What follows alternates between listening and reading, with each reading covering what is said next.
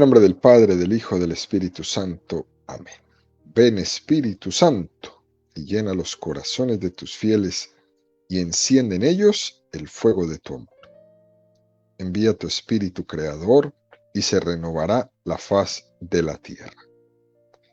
Estamos estudiando el Catecismo de la Iglesia Católica, su tercera parte, la vida en Cristo. Primera sesión, la vocación del hombre, la vida en el Espíritu. Capítulo primero, la dignidad de la persona humana. Artículo quinto, la moralidad de las pasiones. Vamos en este primer apartado donde el Catecismo dedica 9 números al tema que tiene como título las pasiones y la vida moral. El día de hoy vamos a profundizar en los números 1766 al 1768. Recordemos que estamos poniendo las bases de la moralidad cristiana antes de comenzar a hablar ya propiamente de cada uno de los mandamientos. Número 1766 del Catecismo de la Iglesia Católica dice: amar es desear el bien a alguien. Los demás afectos tienen su fuerza en este movimiento original del corazón del hombre hacia el bien. Solo el bien es amado. Las pasiones son malas si el amor es malo, buenas si es bueno. Este es un número extraordinario que nos presenta el Catecismo en esta mañana, queridos amigos, tomada prácticamente de puras frases de Santo Tomás de Aquino y de San Agustín, que iremos reflexionando poco a poco, ¿no? Esto que dice: los demás afectos tienen su fuerza en este movimiento original del corazón del hombre hacia el bien. Esto es importantísimo, ¿no? Y la pregunta es de si nuestras pasiones están movidas por esa búsqueda del bien o están movidas por otros impulsos. Que también puede ocurrir que nos movamos de una manera inconsciente por una rutina, por ejemplo. Una mamá que hace la comida en su casa todos los días, no hay un planteamiento de nada, del por qué lo hace, para qué lo hace, cuál es el fin, cuál es el... No, ella lo hace y ya. Pero es necesario algunas veces que el hombre busque momentos en su vida en el que haga un alto en el camino y se cuestione sobre ciertas cosas, incluso las rutinarias que hace. Y que uno se pregunte, ¿no? ¿Qué busco yo con esto que estoy haciendo? ¿Qué busco en mis acciones? ¿Soy movido cuando hago algo por la búsqueda del bien? ¿O por qué soy movido? De hecho, como lo hemos mencionado muchas veces, en la tradición de la Iglesia Católica se nos habla mucho de ese famoso examen de conciencia que los cristianos católicos debemos hacer todos los días, por ejemplo, antes de acostarnos. ¿Cómo fue mi día? ¿Qué hice hoy? ¿Cuáles fueron mis acciones? ¿Qué busqué con ellas? ¿Busqué el bien o busqué el mal? Para ayudarnos a ir purificando cada vez más la intención de mis actos delante de Dios. Si que con esos actos estaba yo buscando el bien o solamente me estaba buscando a mí mismo. Por eso San Agustín decía: las pasiones son malas si el amor es malo, buenas si es bueno. Si nosotros fuéramos capaces de poner toda la energía interior al servicio del bien, este mundo sería otra cosa. Esa capacidad interior del hombre de ordenarse para el bien es una energía que no tiene límites. ¿Y sabe dónde la vemos? En la vida de los santos. Cada día que comentamos la vida de un santo nos sorprendemos, que eran hombres y mujeres como nosotros, iguales que nosotros, pero que ordenaron su vida al bien. Santa Brígida el día de hoy. Pero también en este mismo mundo vemos aquellos que están cegados por el mal, que entregan su alma, su vida, su corazón, sus facultades al servicio del mal, a cualquier finalidad que sea contraria al reino de Dios, y vaya que si lo hacen bien.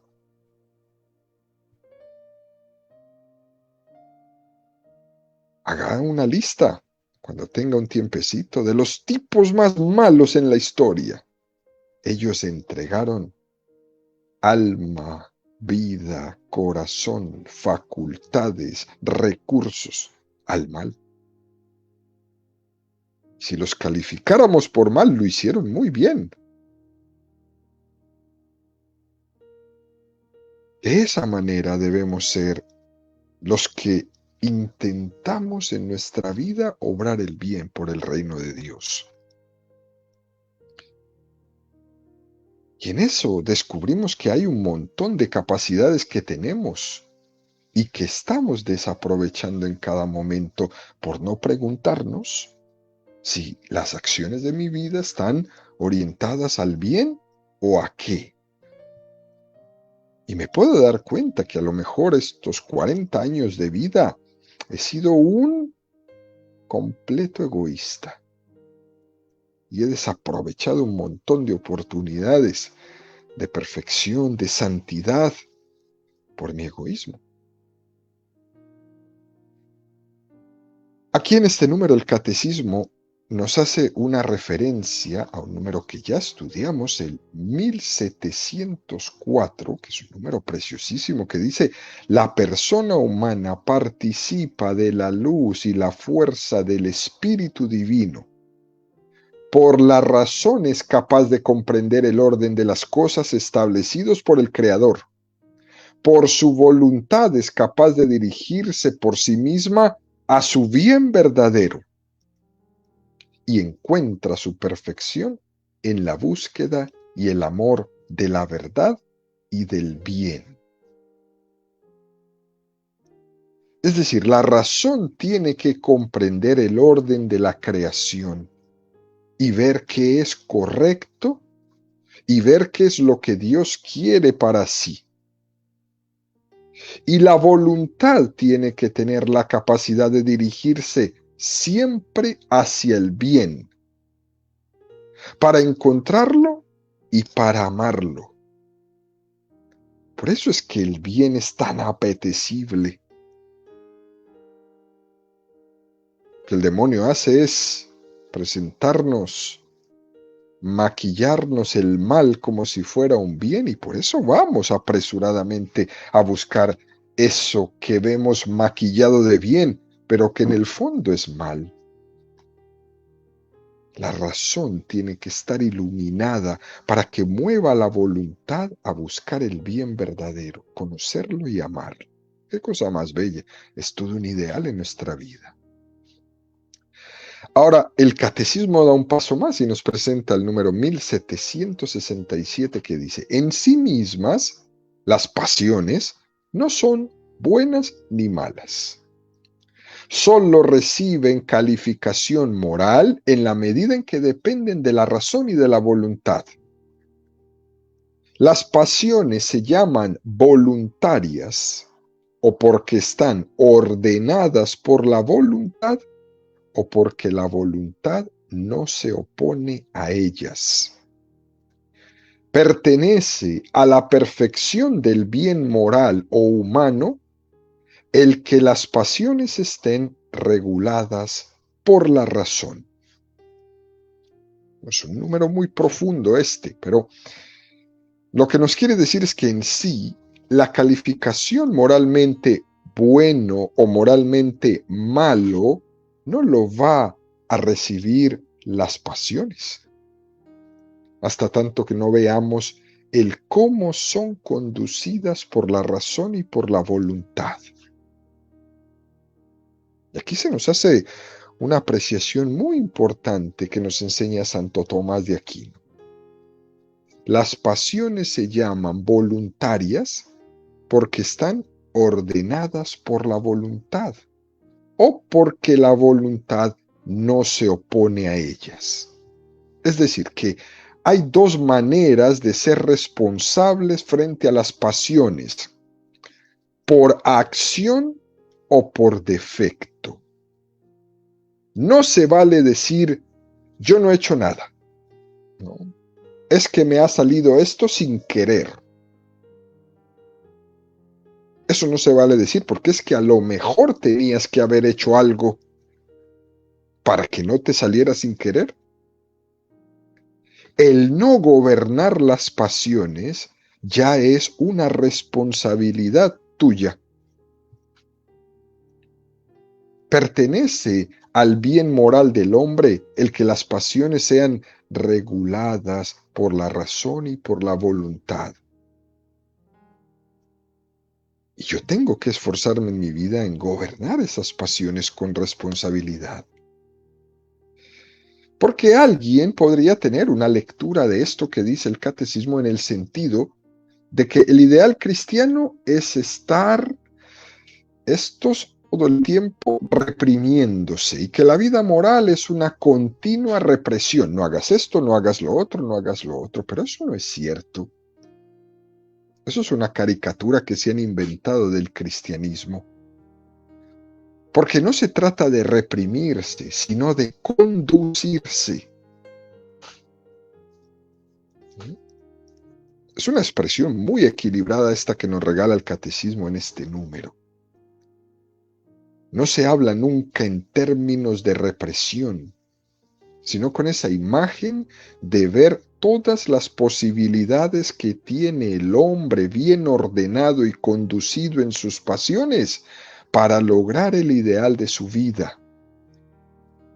Y por eso es que se tiene que reconocer la responsabilidad que el hombre tiene de gobernar sus pasiones.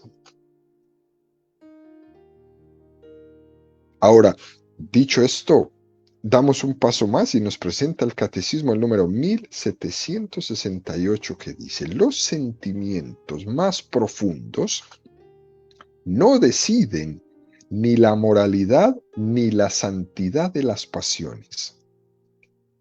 Son el depósito inagotable de las imágenes y de las afecciones en que se expresa la vida moral.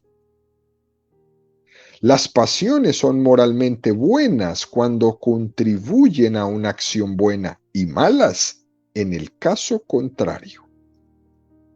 La voluntad recta ordena el bien y a la bienaventuranza los movimientos sensibles que asume. La voluntad mala sucumbe a las pasiones desordenadas y las exacerba.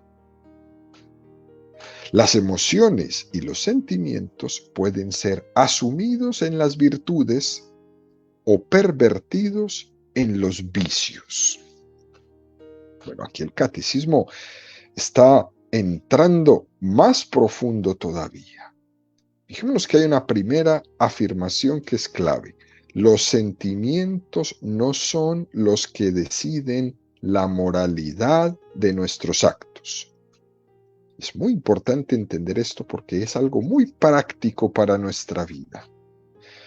Fíjense, muchas veces los sacerdotes, los directores espirituales, los psicólogos, los acompañantes de proyectos de vida, escuchamos a alguna persona que tiene un gran peso encima, porque percibe como que está subyugada, está esclavizada por algún determinado sentimiento o emoción que no consigue vencer, que no consigue quitárselo de encima y carga con esto y sufre mucho. Por ejemplo, una persona que te diga, yo no consigo perdonar. Esto en sí mismo ya es algo bastante grave, ¿no? Porque incluso Jesús nos dijo, perdona, perdonémonos, ¿no? Pero cuando te dicen eso de no consigo perdonar, entonces se habla un poco más profundo con ella y uno puede llegar a percibir que no es la voluntad de no perdonar, sino que esa persona tiene una serie de emociones y de sentimientos muy encontrados, muy mezclados, donde le sobrevienen en cada momento una serie de recuerdos de alguna situación que ha pasado en su vida y esto le hace sentir muy mal y le vienen sentimientos de rabia, de odio, de ira. Y entonces esta persona tiene un remordimiento y cree que no ha perdonado. Por eso es muy importante tener presente que no es lo mismo sentir que querer. Y la persona dice que cuando ve a alguien en particular, ¿no? En la calle, en la iglesia, yo qué sé, en el supermercado, se le revuelve el estómago. Que solo la presencia de esa persona le revuelve el estómago. Le daña el día. Que le produce unos terribles celos que le revuelcan todo. Por eso es muy importante distinguir entre sentir y querer. Y no es tan difícil distinguir una cosa de la otra. Por ejemplo, cuando la misma persona te dice, yo quiero perdonar a esa persona, pero la verdad es que no sé qué me pasa. Porque cada vez que me hablan de esa persona o la veo, me dan estos celos atroces y me revuelve el estómago porque se me mueve y se me viene a mi mente un montón de recuerdos que me suscitan un momento terrible.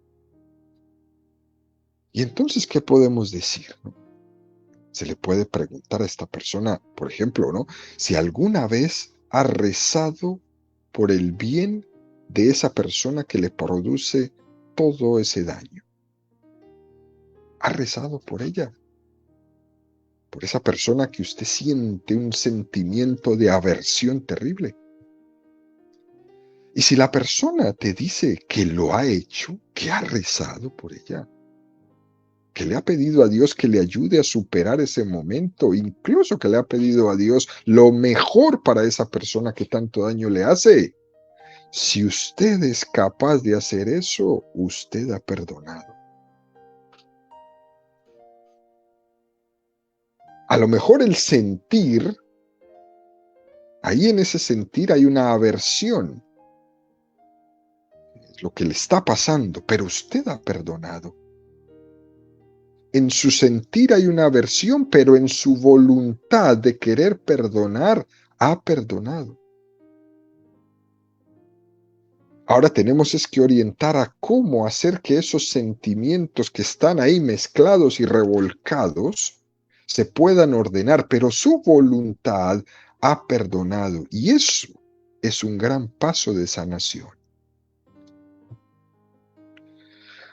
Otra cosa muy distinta sería que la voluntad no quiera. Que ante la invitación a rezar por esa persona que le causa tanto daño sea no. Yo no voy a rezar por esa persona que me ha hecho daño, etcétera, etcétera, ¿no?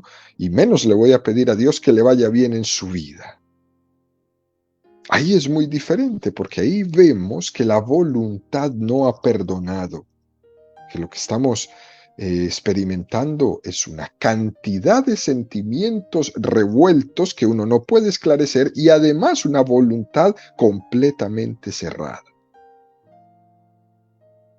¿Sí? Ahí sucede que la voluntad y el sentimiento están mezclados, donde el querer y el sentir se confunden. Y entonces ahí viene un tremendo sufrimiento a la persona.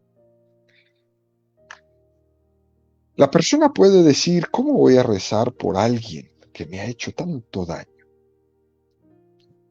Y esto nos somete a consideración, ¿no? De la situación del hombre real. Nosotros tenemos unas emociones y unos sentimientos que muchas veces nos sobrevienen. Incluso en la forma de expresarlo ya es bastante gráfico. Porque no sabemos si lo dicen consciente o inconscientemente. Pero cuando alguien dice, es que a veces me vienen unos sentimientos, ¿no? De rabia, de odio, de ira, que no sé por qué,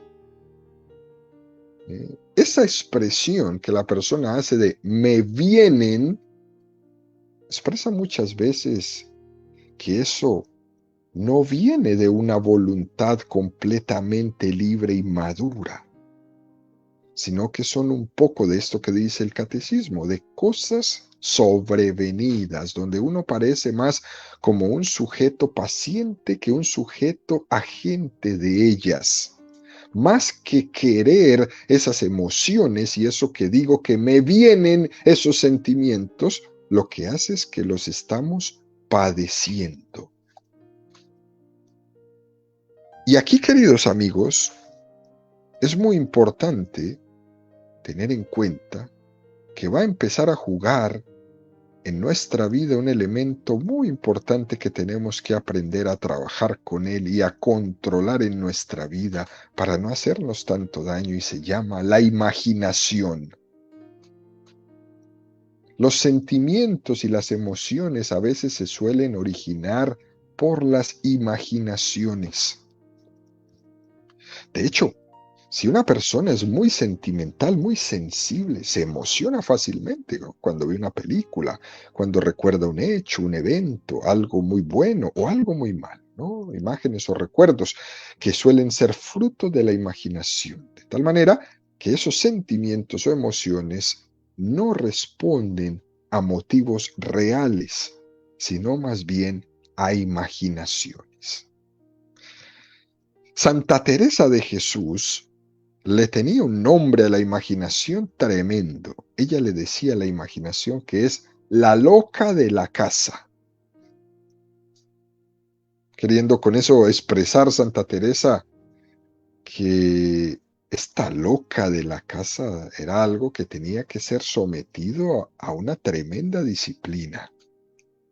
Ella era muy consciente de que a la voluntad le era muy difícil tener el dominio de la imaginación. Porque es que las cosas no sobrevienen. Incluso en los sueños, que no son causa de emociones controlables. Porque se tienen sueños que le resultan muy reales, muy gráficos, que parece que están despiertos, pero no. O tiene sueño medio despiertos, medio dormidos, y en esos sueños sufre la persona y tiene remordimientos. Y con eso hay que tener mucho, mucho cuidado, porque sabemos que esa imaginación de los sueños no forma parte de nuestra voluntad. Una persona no tiene que confesarse de lo que soñó, porque los sueños no forman parte de mi voluntad. Por tanto, no es lo mismo lo que yo he sentido en determinados movimientos que he tenido en mi vida, no digamos ya en aquellos que he llegado a imaginar porque me han sobrevenido, o incluso los que he soñado. No es lo mismo todo esto que lo que yo he querido. Fíjense, por ejemplo, nos habrá pasado, y a muchas personas les pasa esto, que en los momentos más santos, por ejemplo, cuando una persona está tomando la comunión, a veces le sobrevienen unos pensamientos de los cuales se puede avergonzar de ellos. Y ante eso, uno no tiene que hacer ni caso. Tiene que cortar y no hacer caso ni martirizarse por eso. ¿Por qué? Porque son sentimientos, emociones que se me sobrevienen. No son causa de mi voluntad. ¿Y por qué sucede esto? Porque el hombre es un misterio interior. Es una cosa demasiado compleja. Y nosotros quisiéramos tener un orden total de nuestro interior, de nuestros pensamientos, de nuestros sentimientos, de nuestras emociones, de nuestras sensaciones, de nuestros sueños, pero no se puede. Vivimos en este mundo que por más que nos empeñemos y queramos dominar, nos damos cuenta de que es difícil mantenerlo ordenado.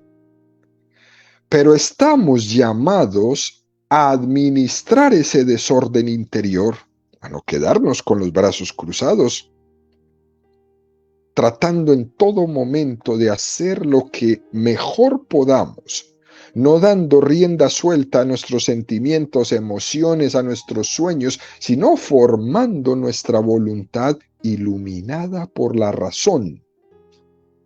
Y sobre todo, queridos amigos, teniendo en cuenta que el Señor está más allá de esos desórdenes interiores que tenemos y que Él no va a permitir que aquello que es ajeno a mi voluntad, que no depende de mí, acabe por destruirme. Por esto es que es tan importantísima esta primera expresión que nos hace el catecismo en este número 1768.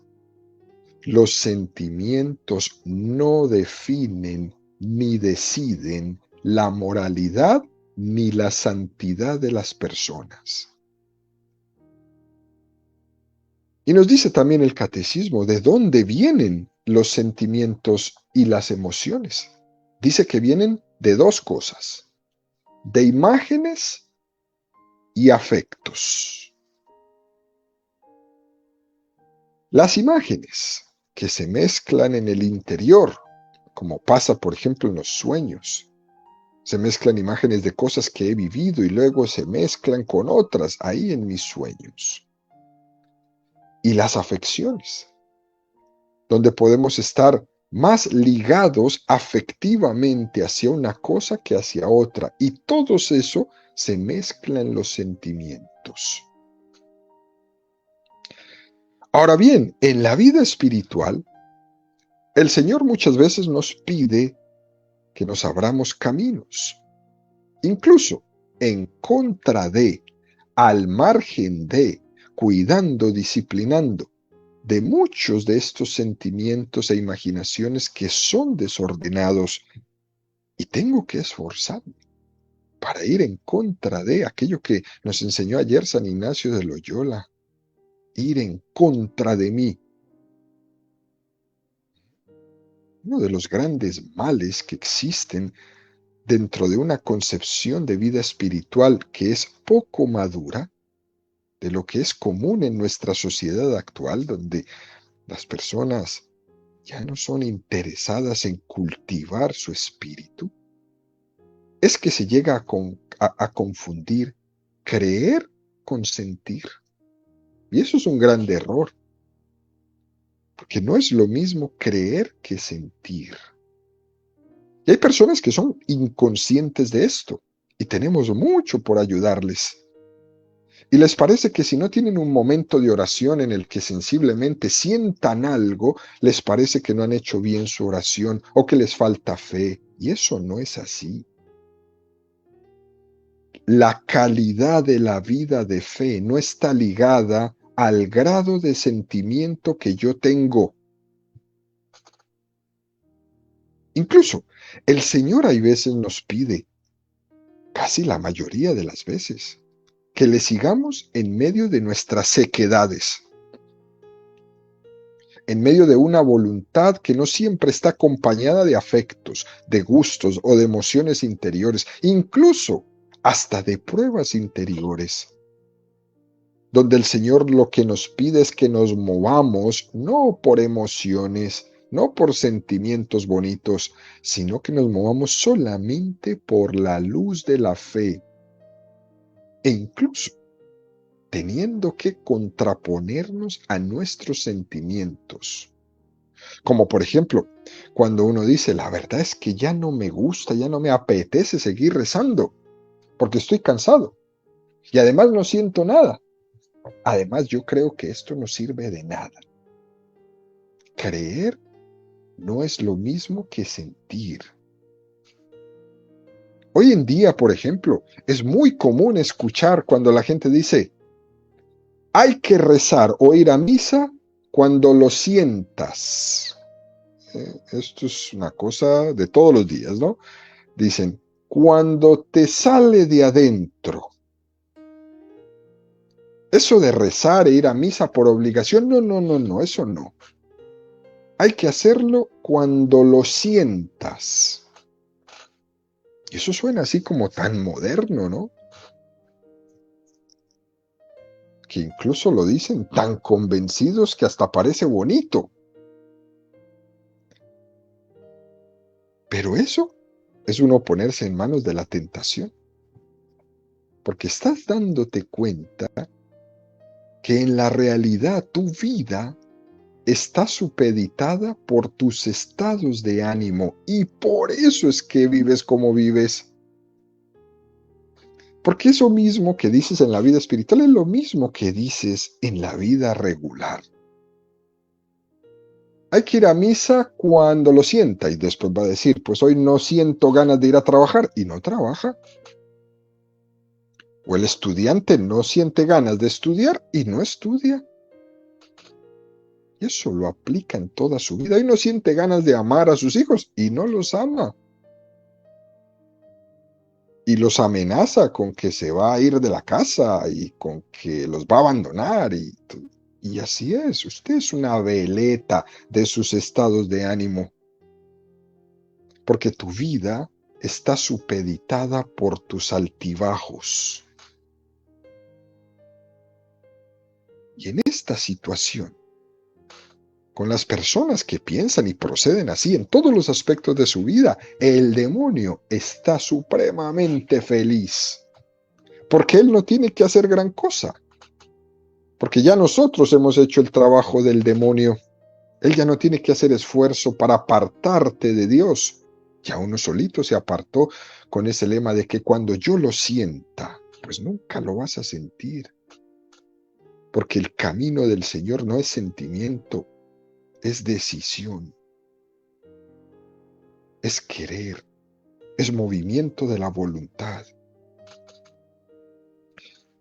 La verdad es que la vida espiritual consiste muchas veces en un camino oscuro, guiados por la luz de la fe que ilumina la razón y esa razón que mueve la voluntad, abriéndose paso, como cuando se va a la selva con el machete, ¿no? Se abre paso en la selva a machetazos, cortando las ramas y arbustos que nos impiden avanzar. San Ignacio de Loyola, en esa expresión que nos enseñó en la catequesis anterior sobre véncete a ti mismo, ¿no? Véncete a ti mismo, ve en contra de ti mismo, ¿no? Haz un equilibrio en tu vida. Dice que cuando alguien está rezando y le viene esa tentación de no rezar más que porque está cansado o porque tiene un sentimiento de hastío de la oración o de la vida espiritual o del camino de conquista personal, y entonces uno quiere abandonar sus momentos de comunión con Dios, sus momentos de oración. Y él dice, pues cuando sientas eso, añádale otros 15 minutos a su oración. Porque de esa manera usted va a educar sus sentimientos, sus emociones, sus apetencias. Porque San Ignacio entendía perfectamente que en esta vida de todos los días, o conduzco yo mi vida o soy arrastrado. Es así de precioso esto. Y el catecismo lo ha mencionado arduamente. Al final de este número, el catecismo nos dice, las emociones y los sentimientos pueden ser asumidos en las virtudes o pervertidos en los vicios. No hay punto intermedio. Tenemos que luchar contra los vicios y reconducirlos. Al final esas emociones y sentimientos los vamos a ir integrando en las virtudes. Unas virtudes que tengan también unos sentimientos bien conducidos. Y esas virtudes que tienen los sentimientos bien conducidos se convierten en virtudes sólidas. Una virtud que es un ejercicio de la voluntad y que además esté acompañada de unos sentimientos conquistados, harán de mi vida una vida sólidamente virtuosa y madura. Del lado contrario, pasa lo mismo con los vicios. Que si a un vicio además es acompañado de sentimientos y emociones no controladas, serán vicios capaces de cegar la razón. De ahí la importancia, queridos amigos, de trabajar con los niños, con los jóvenes. Educar las emociones y los sentimientos. Educarles en la importancia de esa purificación de sus emociones, de sus inclinaciones, de sus tendencias, de sus afectos.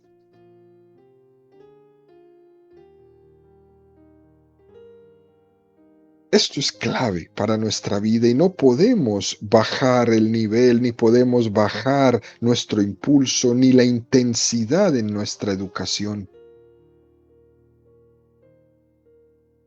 Porque el mejor regalo que le podemos hacer a una persona es ayudarle a ser dueña de sí mismo cada vez más. Nunca lo va a hacer en totalidad, pero cada vez un poco más.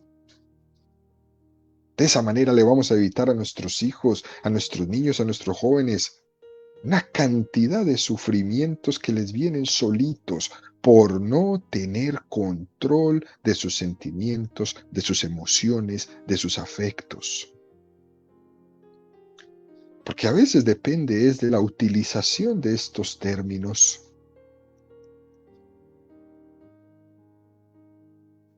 Qué tarea tan grande la que tenemos.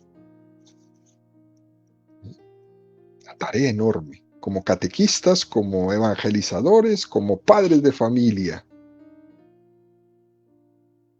Que en la utilización de esto, en esta educación, en el día a día, de nuestros afectos, de nuestras emociones, de nuestros sentimientos, iluminados por la voluntad que ilumina la razón y que mueve la voluntad a actuar bien, a poseer el bien siempre, vamos labrando de la mejor manera a las personas.